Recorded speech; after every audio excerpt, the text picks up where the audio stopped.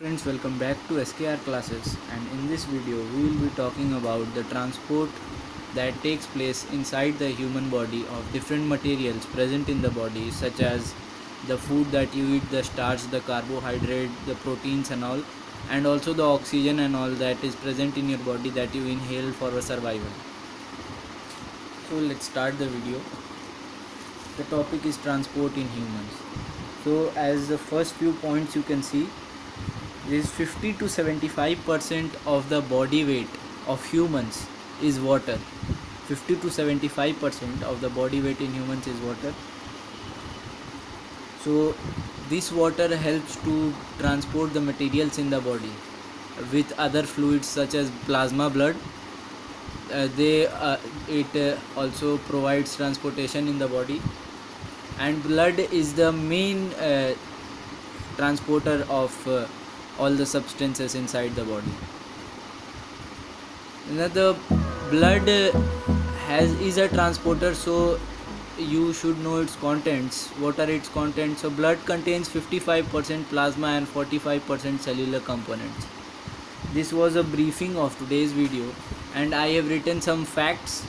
That I have written 3 facts which I want you all to know. This is the breathing rate is faster in children and women than in men. The highest recorded sneeze speed is 165 kilometers per hour, and more than half a liter of water is lost per day from our body due to breathing. So this was just an input of our chapter. Now let's go into the main part about the components which help in the transport. The components of our body which help in the transport of the materials. They are the heart, the blood vessels and all. Without them, no transport can occur in the body. So we first start with the heart.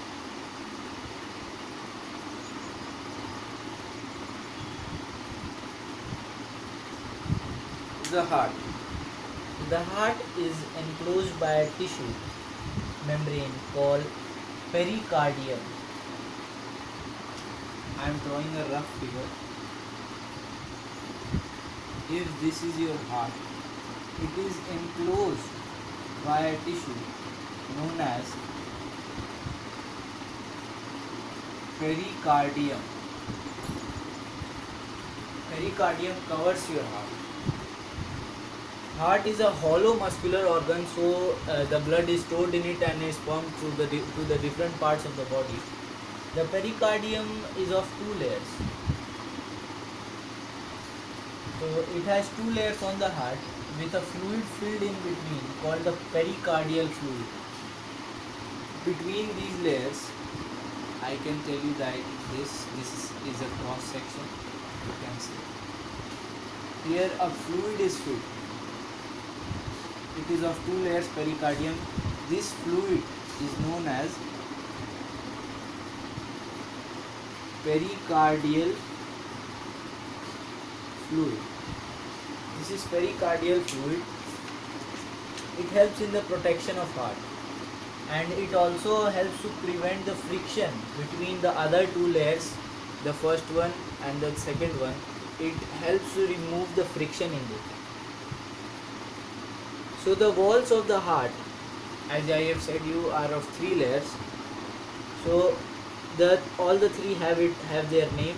I want you all to note down. I will repeat it twice. Outer is epicardium. Outer layer of the heart is known as epicardium. The middle one is known as myocardium. The middle one is known as myocardium. And the inner one is known as endocardium. The inner layer of the heart is known as the endocardium. The cardiac muscles of the heart contract and relax rhythmically, resulting in a heartbeat. So the cardiac muscles, as you see, they contract and then relax. Then contract, they press the heart so that the heartbeat can be recorded. So now I have told you the basics about the heart. Now what helps the heart to go through, we have done the heart. What helps the heart to transport everything in the body? There are two things: arteries and veins. The two elements that help to transport everything from the heart to every part of the body. So the artery, the blood vessels, the artery helps to pump blood, as you all know. Some briefing that the biggest artery in the body is known as aorta. This is the biggest artery in the body. I want you all to note down. The biggest artery in the body is aorta. It has a diameter of around 2.5 centimeters and it has a wall of 2 millimeters in thickness. The artery wall. I tell you about the artery wall. Artery wall is made up of 3 layers, and those 3 layers are: the outer layer is known as tunica externa. I'll write down so that you can get the spelling. Outer layer, tunica externa. The outer layer is tunica externa. The middle layer is tunica media, and the inner layer, as you all know, I think you all can guess,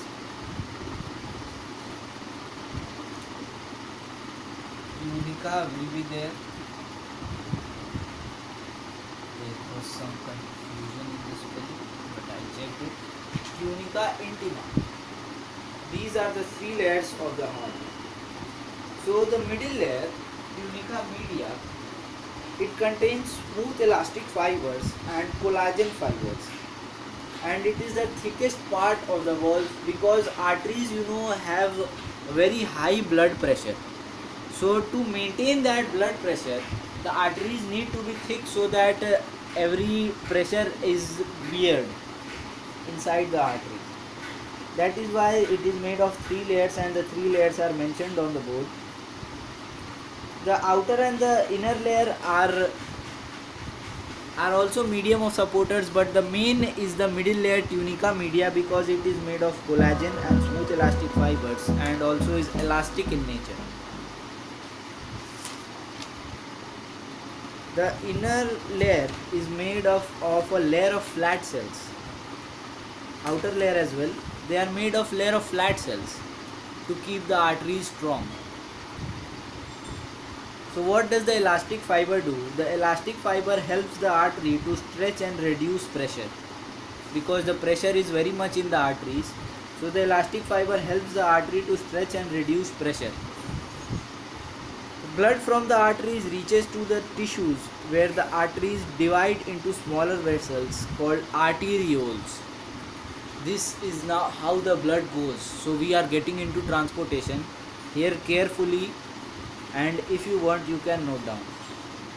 Blood from the arteries reaches to the tissues where the arteries divide into smaller vessels called arterioles. The arterioles further branch to form tiniest of blood vessels called capillaries. The capillary is about the size of a red blood cell with extremely thin walls. Capillaries are extremely thin.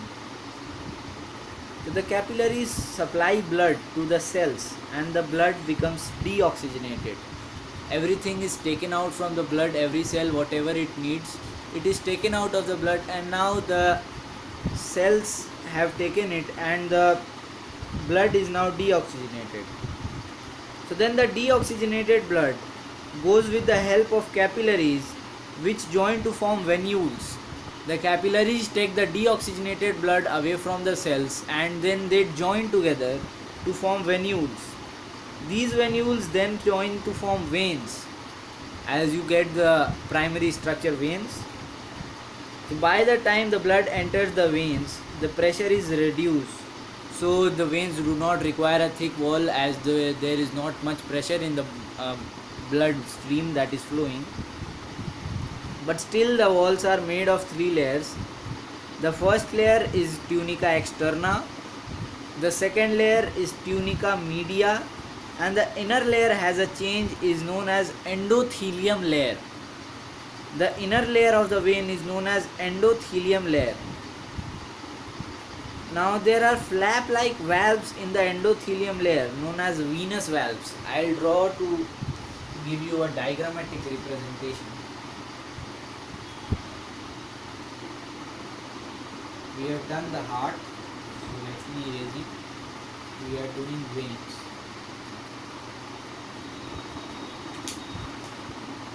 So this you can assume as a section of the veins.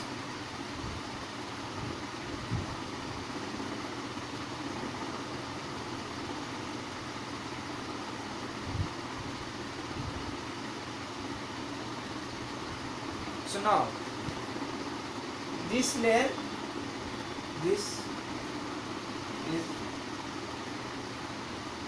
tunica externa. This layer is tunica externa, and this, the middle one, is tunica media. Now the talking part I said is about the inner layer. This is known as a layer of endothelium. This layer, arising from these, are valves. They are like this.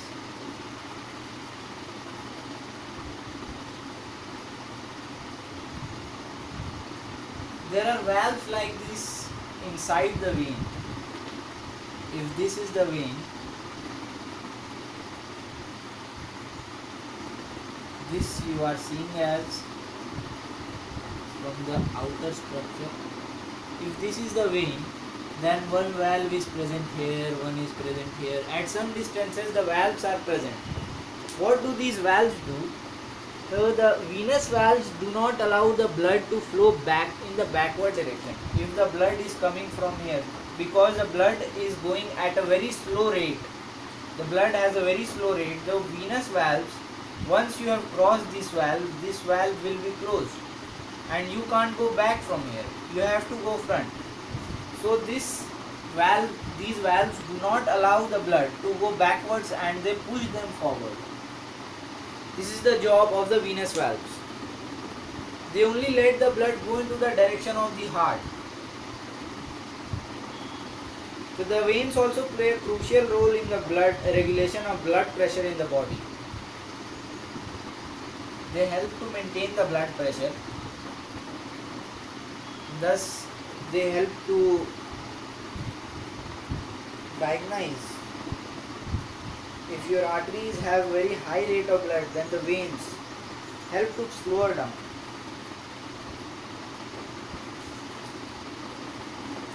Now some more points that I want to share. Let's continue. The heart beats about 2.5 million times in an average lifespan. That's a huge number of times. 2.5 million times in an average lifespan.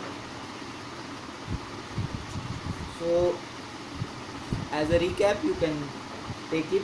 Vessels carrying blood away from the heart are known as arteries, and vessels carrying blood towards the heart are known as veins.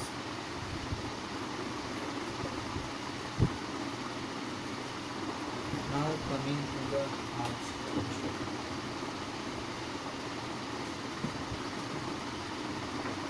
The heart has 4 membranes in it. 4 different sections.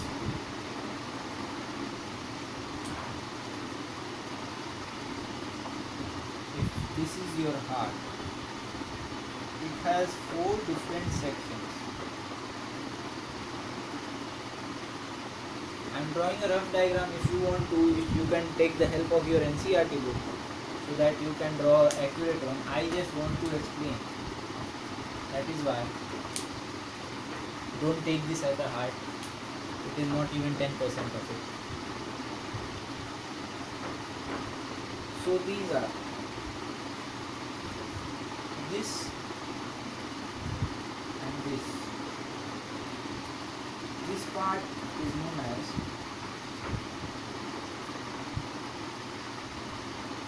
atrium, and this ventricle. This is the left one, right, left one, right. Therefore, left atrium, right atrium, left ventricle, right ventricle. So now, see why they are separate. So the left atrium and left ventricle of the heart are connected by bicuspid valves. Here, bicuspid valve is present, means a valve which is divided into two parts, bicuspid. And the right atrium and right ventricle are connected by tricuspid valves, valves which are divided into three parts. So a bicuspid valve will be like this, and tricuspid valve will be like this. Don't take this as Mercedes Benz. This is tricuspid valve. So now, the arteries and veins also have valves present, as I told you in the vein structure. The arteries also has aortic valves and pulmonary valves. The veins have also pulmonary valves. So the circulation is closely associated with the respiratory system, which consists of the lungs. So now I think that till here it must be clear, and in our next video we will be continuing with the topic blood circulation. I'll tell you what is the use of these four valves.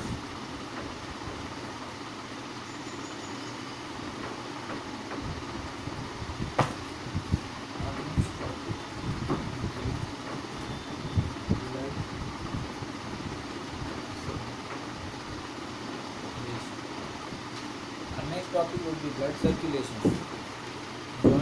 Keep us joined with you so that you can get further updates and study material.